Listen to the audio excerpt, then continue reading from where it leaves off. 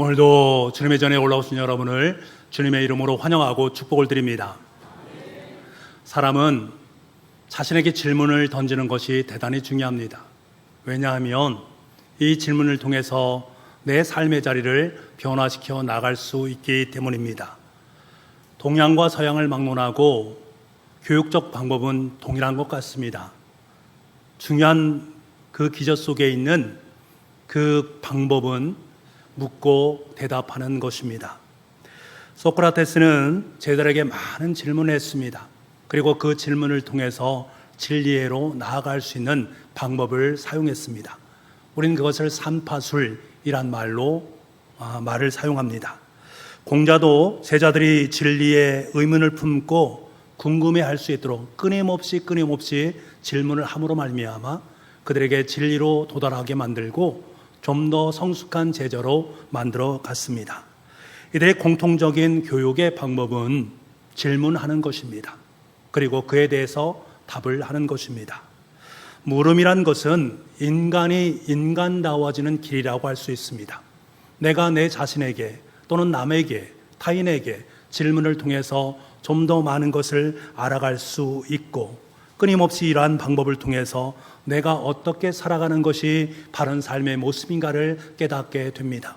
그래서 좀 더 성숙한 인간애로의 삶을 살아갈 수 있는 그 방법 중에 중요한 것이 바로 질문입니다.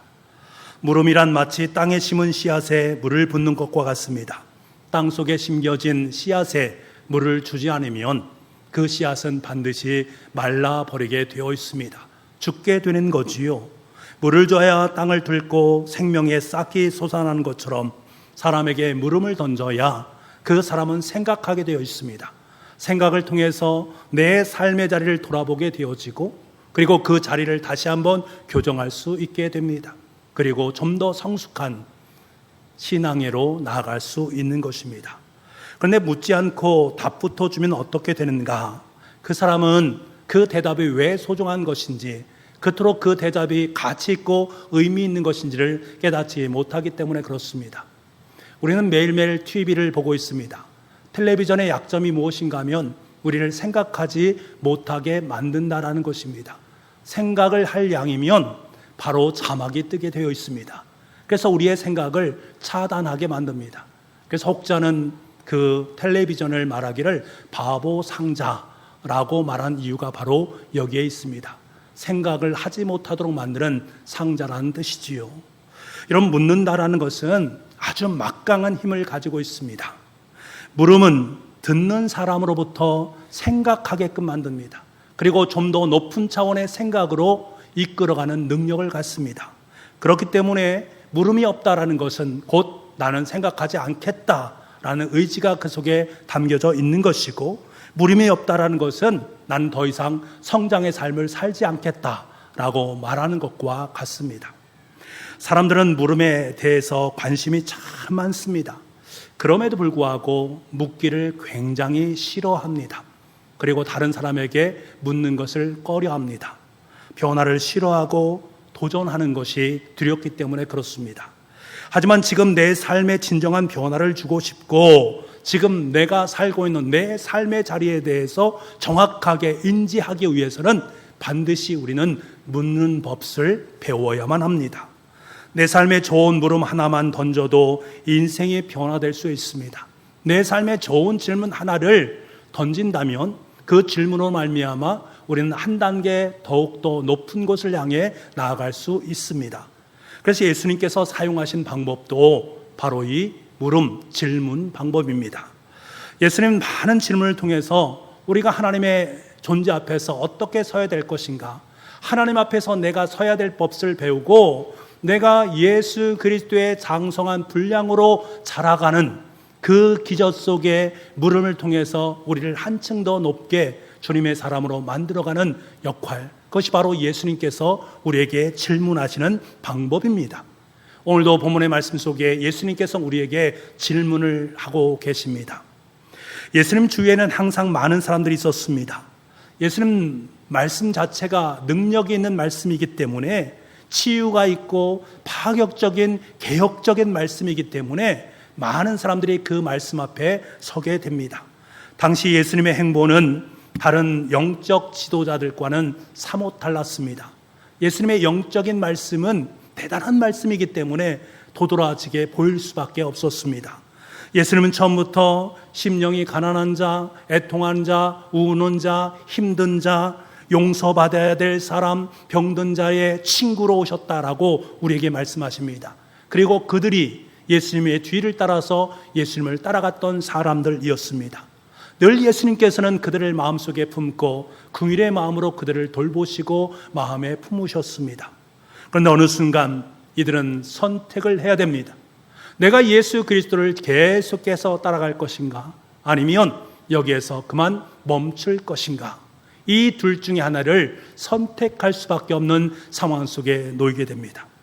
오늘 본문의 말씀을 보게 되면 예수님을 따르던 사람들의 무리들을 볼 수가 있는데 그 무리들을 세 그룹으로 나누어 볼 수가 있습니다. 먼저는 먹고 마시는 문제, 다시 말하면 생존과 직결된 문제 때문에 예수님을 따르는 사람들이 있었단 말입니다. 예수님은 오병이어의 기적을 통해 굶주는 자를 5,000명이나 배불리 먹이는 일을 행하셨습니다. 또 예수님께서는 병든 자를 고치시고 치유하여 주셨습니다. 그들의 삶 속에 기쁨을 허락해 주셨습니다. 귀신이 들려서 어쩔 줄 모르는 사람들에게 귀신을 내쫓아 주셨고, 자기 정체성을 잃어버린 사람들에게 너는 하나님 나라의 백성이다 라는 사실을 그들에게 또렷이 알려주셨습니다. 이런 예수님의 모습을 보면서 사람들은 열광하기 시작합니다. 와, 우리의 육체의 문제가 해결되었다. 우리의 먹는 문제가 해결되었다. 질병이 나음받았다. 귀신이 쫓겨난 역사가 있게 되었다. 우리는 하나님 나라의 백성이 되었다. 사람들은 열광하기 시작합니다. 여러분, 얼마나 신명나는 일입니까? 이런 이유로 사람들이 예수님을 따랐고 이분을 우리의 왕으로 모셨으면 참 좋겠다라고 생각하는 사람들이 많아지게 되었습니다. 이들이 예수님을 붙쫓았던 것이지요. 그런데 성경을 보게 되면 예수님은 이 사실을 아주 단호하게 거절하십니다. 나는 왕이 되기 위해서 이 땅에 온 것이 아니다. 너희들의 왕이 되기 위해서 온 것이 아니다. 요한복음 6장 15절 말씀입니다. 우리 이 말씀을 같이 한번 읽어보겠습니다. 시작. 그러므로 예수께서 그들이 와서 자기를 억지로 붙들어 임금으로 삼으려는 줄 아시고 다시 혼자 산으로 떠나가시니라. 아멘. 사람들은 예수님을 임금으로 삼으려 했지만 예수님은 후련히 그 자리를 떠나십니다. 예수님이 빵을 주시고 병을 고쳐주시고 귀신을 쫓아내신 이유는 그들이 거기에 머물러 있기를 원하시는 것이 아니기 때문입니다. 예수님은 인간에게 빵보다 더 귀한 것이 있다는 사실을 일깨워 주길 원하셨습니다. 빵보다 더 귀한 것이 필요하고 질병에서 치유받는 것보다 더욱더 중요한 인생의 목적이 있다는 사실을 일깨우기 원하셨단 말입니다. 하지만 백성들은 이 사실을 깨닫지 못했습니다. 그들은 자그마한 행복에 만족했습니다. 우리가 말하는 소확행, 아주 소소한 행복에 만족했습니다. 그냥 내가 먹고 사는 문제가 해결됐으니 됩니다. 우리의 병만 고쳐주시면 됩니다. 귀신이 쫓겨나는 것으로 저는 만족합니다. 그럼 우리는 이것에 만족하고 행복합니다 라고 원했습니다만 주님께서는 이보다 더 큰 이상의 것을 그들에게 안겨주기를 원했습니다. 오병이어의 기적이 일어났던 요한복음 6장에서 예수님은 말씀을 시작하십니다. 나는 생명의 떡이다. 나는 생명의 음료다. 나를 먹고 마시는 자는 영원히 목마르지 않을 것이고 나의 영원한 생명이 너의 삶 속에 임하게 될 것이다 선포하십니다. 이 말씀을 하셨을 때에 백성들은 멈칫하기 시작합니다. 이런 예수님의 영적인 말씀이 그들에게 걸림돌이 되고 부담이 되었습니다. 예수님을 따르는 길, 그 예수님을 따라서 주님의 길을 따라 이곳까지 왔는데 이제 영생의 말씀, 생명의 말씀이 그들에게 주어지자마자 그들은 멈칫하면서 그 말씀이 그들의 인생 속에 걸림돌이 되기 시작합니다. 왜요? 말씀을 제대로 이해할 수 없었기 때문입니다. 먹을 것이 주어졌을 때는 좋아했고 병이 나았을 때는 너무나 흥분했습니다. 귀신이 쫓겨났을 때는 감격했습니다. 그런데 갑자기 그들의 삶 속에 영적인 말씀이 주어지자마자 그들은 주님의 곁을 서서히 떠나기 시작합니다. 60절 말씀 우리 함께 보기로 원합니다. 60절입니다. 시작. 여럿이 듣고 말하되 이 말씀은 어렵도다. 누가 들을 수 있느냐 한데, 사람들은 지금 예수님께서 말씀하시는데 이 말씀이 도통 무슨 말씀인가 전혀 이해할 수 없다. 너무 어렵다. 예수님 이렇게 어려운 말씀을 하셔서 지금 우리가 가고 있는 그 길로 우리를 이끌면 되는데 왜 자꾸 다른 길로 가려고 하는가? 그냥 먹고 마시는 것만 해결해 주시면 되지 왜 다른 것을 우리에게 주시고자 하는가? 나의 관심은 지금 이것에 만족되게 있는데 왜 다른 것을 자꾸 우리에게 주려 하는가? 참 그것이 힘들다. 지금 그렇게 말하고 있는 것입니다. 이들은 영적인 주님의 말씀을 따르는 것에 대해서 멈칫하게 되고, 어떤 사람들은 서서히 조용히 예수님의 곁을 떠나기 시작합니다. 66절 말씀, 그때부터 그의 제자 중에서 많은 사람이 떠나가고 다시 그와 함께 다니지 아니하더라. 여러분, 수많은 사람들이 예수님을 따랐습니다. 예수님이 왕이 되면 물질적이고 육체적인 문제가 모두 해결될 것이라는 기대감을 가지고 예수님을 따랐습니다. 그래서 이들은 한결같이 예수님을 높이고 예수님은 왕의 자리에 서서 우리들을 지키고 보호하고 먹을거리를 주는 분이로 그들은 생각을 했습니다. 그런데 예수님은 정작 왕이 되는 것을 꺼려하셨고 오히려 그들에게 영적인 양식을 주기를 원하셨습니다. 그러자 예수님을 따르던 많은 사람들이 예수님의 영적인 말씀 앞에 고개를 갸우뚱하면서 이 길은 나의 길이 아닌가 보다라고 여기면서 조용히 예수님의 곁을 떠나갔습니다. 이것이 예수님을 따르는 첫 번째 그룹입니다. 물질과 보여지는 환경에 만족하고 거기에 행복감을 느끼며 살아가는 사람들.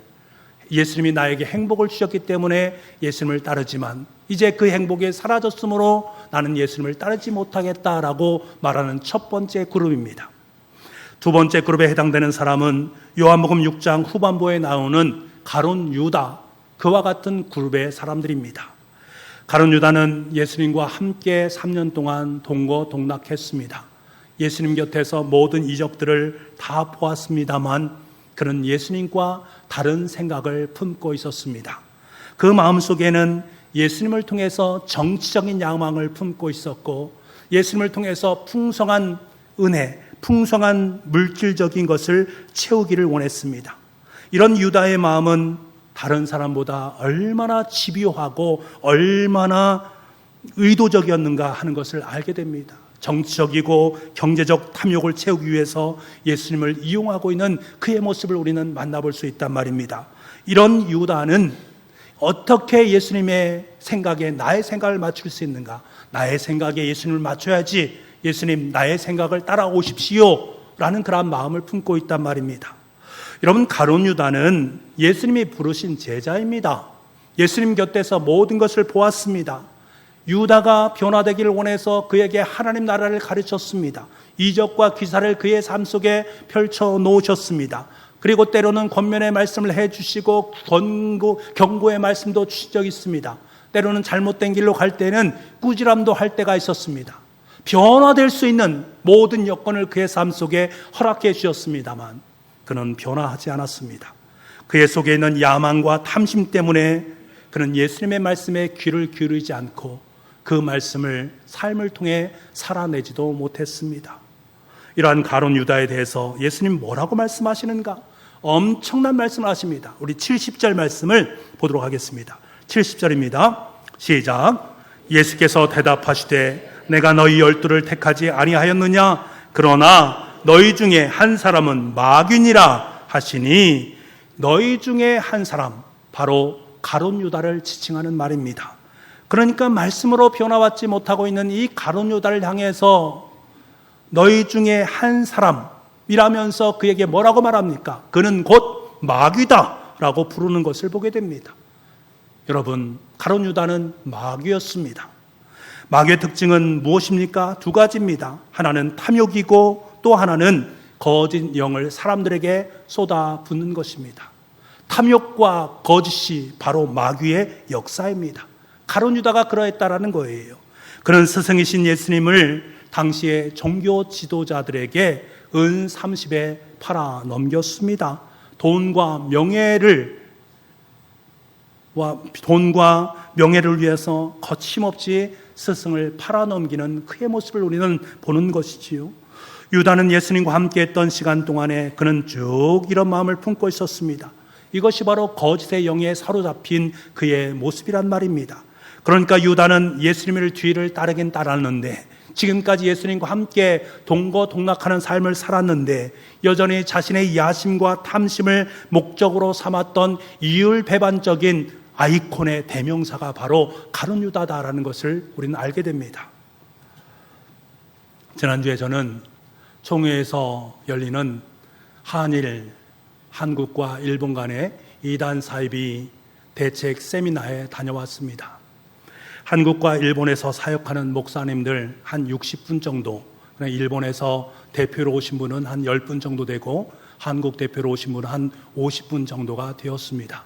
이들이 함께 모여서 이단에 대해서 함께 공유를 하고 공동적으로 대응할 수 있는 방법을 함께 모색하는 참으로 유익한 시간이었습니다.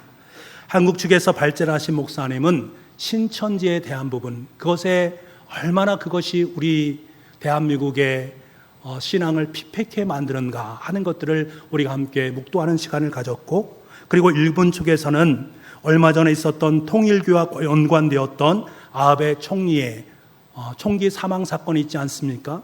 이것이 얼마나 사회적인 물의를 일으켰고 그것이 문제가 되었는가, 그것이 통일교와 연관이 되어 있기 때문에 이단과 깊이 연관된 부분이다 라는 것을 함께 공감하게 되었습니다. 그래서 양측 간의 신천지나 통일교나 그러한 이단과 사이비의 문제를 놓고 함께 토론하고 의논하는 시간을 가졌습니다. 강의를 들으면서 함께 나누는 그 나눔을 통해서 양급의 사이비 이단이라고 지칭하는 그 모든 이면의 출발절 속에 담겨져 있는 것이 무엇인가? 그것이 바로 돈과 인간의 탐욕의 문제임을 다시 한번 직시할 수 있었습니다. 마귀의 거짓 영과 한 개인의 탐욕이 어우러짐으로 말미암아 수많은 사람들이 죄의 길로 들어서게 되고 인간을 파멸로 만들어가는 그 현장을 이단 사이비를 통해서 우리가 볼 수 있단 말입니다.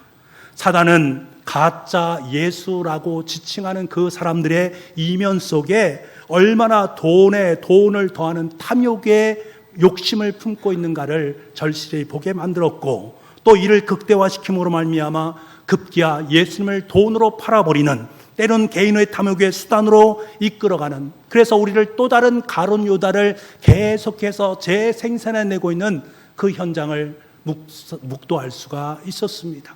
이것이 우리의 삶 속에 얼마나 큰 어려움인가, 그것이 바로 돈과 인간의 탐욕의 문제임을 깨닫게 됩니다. 여러분, 지금 우리 사회는 많이 병들어 있습니다. 거짓 영인 마귀에 속아 있습니다. 보는 것을 소비하고 과시하게 되면 내 모든 내면의 공허함이 채워지게 된다. 내가 행복하지 못한 이유가 무엇인지 아는가? 내 내면이 공허하기 때문이다. 그렇기 때문에 그 내면을 채울 수 있는 것은 돈이요 탐욕이다 라고 우리에게 계속해서 일갈하고 있단 말입니다.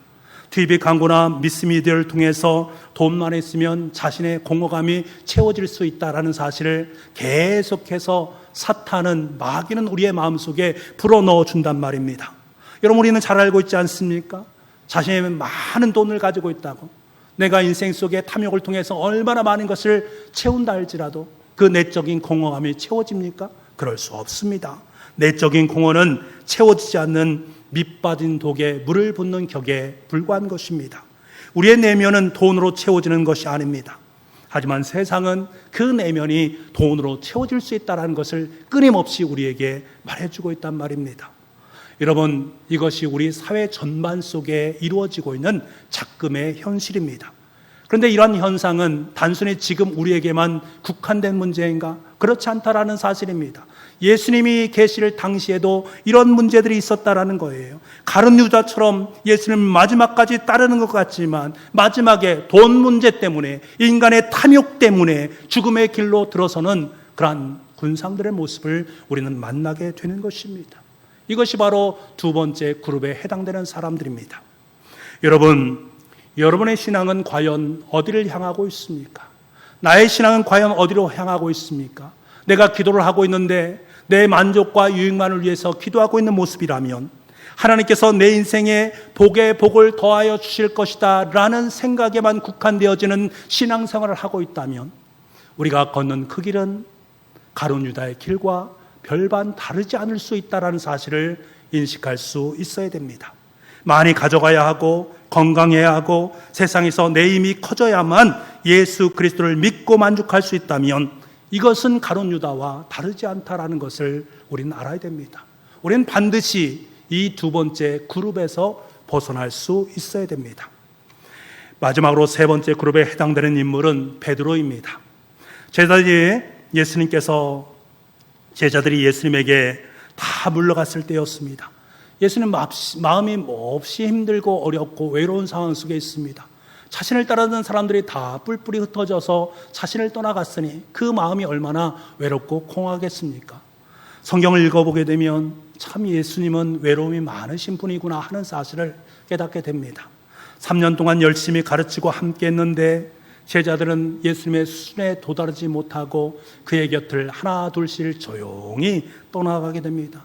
여전히 보여지는 현상, 여전히 자신의 물질과 자신의 만족을 위해 살아가고 있는 그들의 모습을 만나게 됩니다. 얼마나 외롭겠습니까?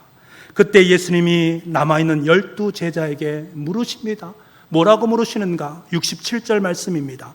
예수께서 12 제자에게 이르시되 너희도 가려느냐?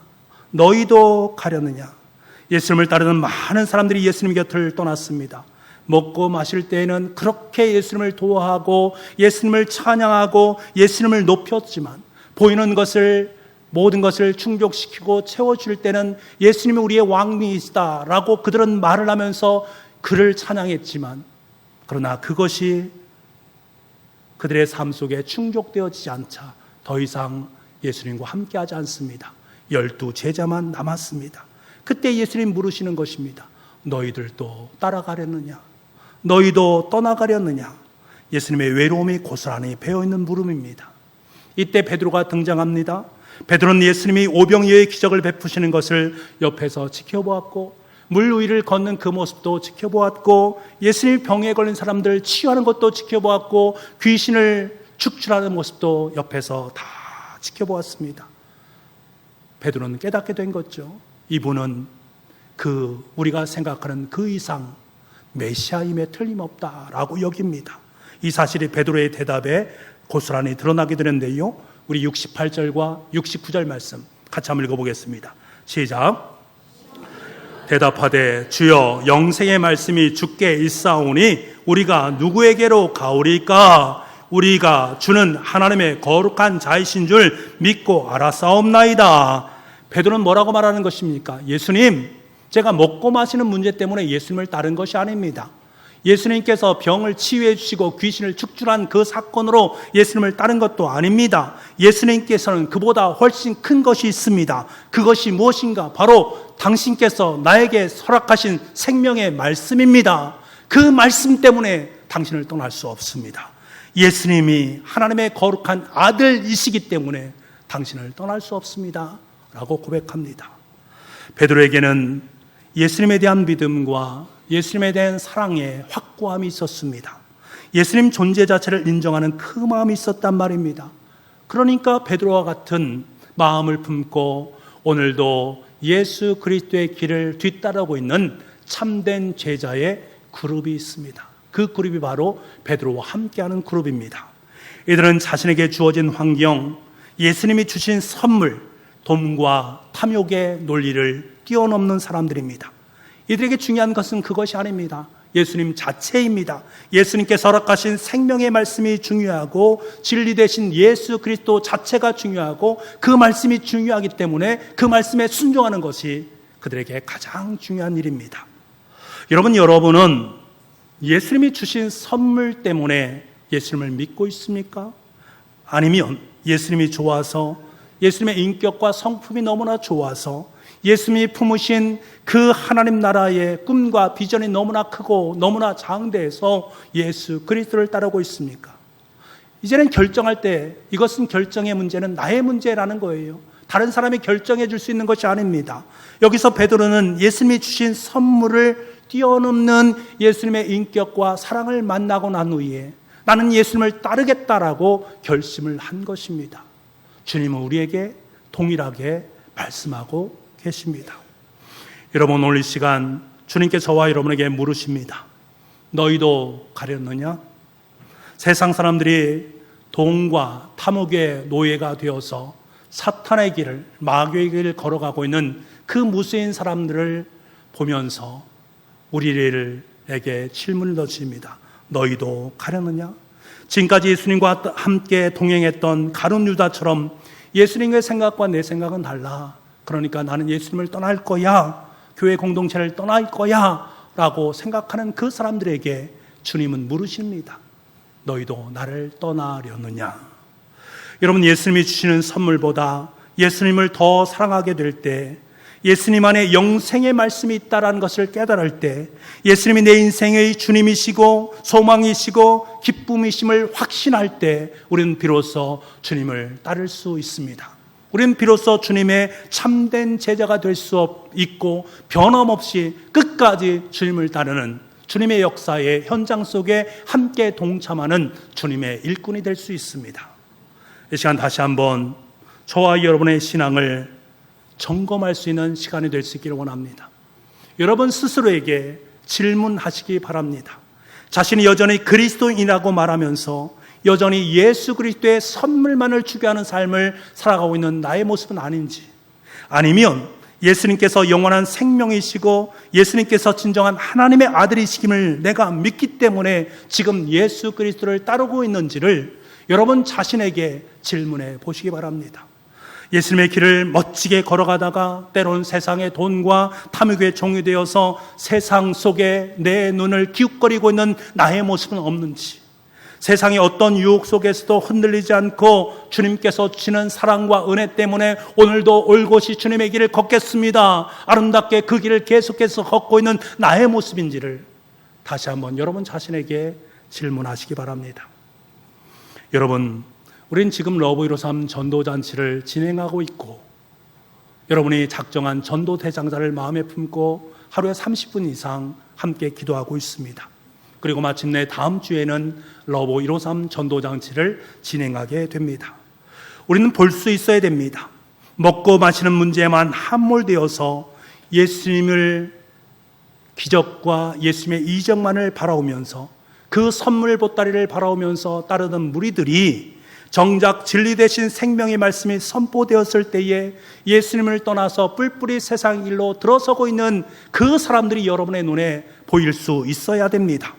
가룟 유다처럼 돈과 명예를 위해서 진리의 길을 떠난 사람들을 보아야 됩니다. 그리고 그 길을 함께 따라가고 있는 그리스도인들을 볼 수 있는 은혜가 있어야 됩니다. 주님은 이들을 바라보고 있는 우리에게 물으십니다. 너도 나를 떠나가려느냐? 우린 이 물음에 명확하게 답변해야 됩니다. 주여, 영생의 말씀이 주께 있사오니 우리가 누구에게로 가오리까? 영생의 말씀이 지금 여기에 있는데 제가 어디에 가겠습니까? 하나님의 아들이 여기 계신데 제가 어디에 가겠습니까? 돈과 명예와 탐심이 중요한 것이 아니라 진리 대신 예수 그리스도, 그분이 중요하기 때문에, 그분이 내 인생의 구원자가 되기 때문에, 나는 그분의 하나님의 아들이 되기 때문에 저는 이곳에 머물겠습니다. 고백할 수 있는 우리가 될 수 있기를 간절히 소망합니다. 그리고 고백하십시오. 주님을 떠나 세상으로 향하고 있는 그들에게 내가 생명의 말씀을 전하겠습니다.